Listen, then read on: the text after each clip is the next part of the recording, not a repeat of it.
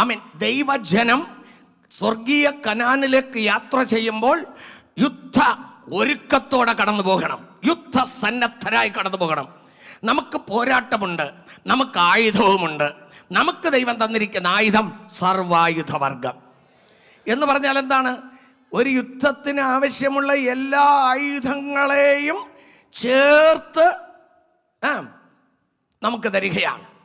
അപ്പോൾ ഈ ലോകത്തിൽ നമ്മുടെ യാത്രാമധ്യേ ആ മിസ്രൈമിൽ നിന്ന് കാനാൻ വരെ പോകുന്നതിന് മുൻപ് ശത്രു രാജ്യങ്ങളുണ്ട്, ശത്രു രാജാക്കളുണ്ട്, ഇവരെക്കാൾ ശക്തന്മാരായ സേനകളുണ്ട്.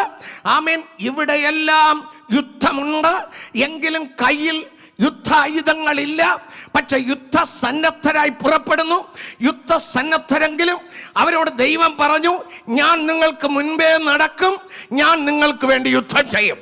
പ്രിയരെ, നമ്മുടെ ജീവിതയാത്രയിൽ എത്ര വലിയ സേന വന്നാലും, എത്ര വലിയ ശത്രു അണിനിരന്നാലും നാം യുദ്ധസന്നദ്ധരായി പോകുന്നു എന്ന് പറഞ്ഞാൽ ആമേൻ, ധൈര്യത്തോടെ നാം വീരന്മാരായി പോകുന്നു.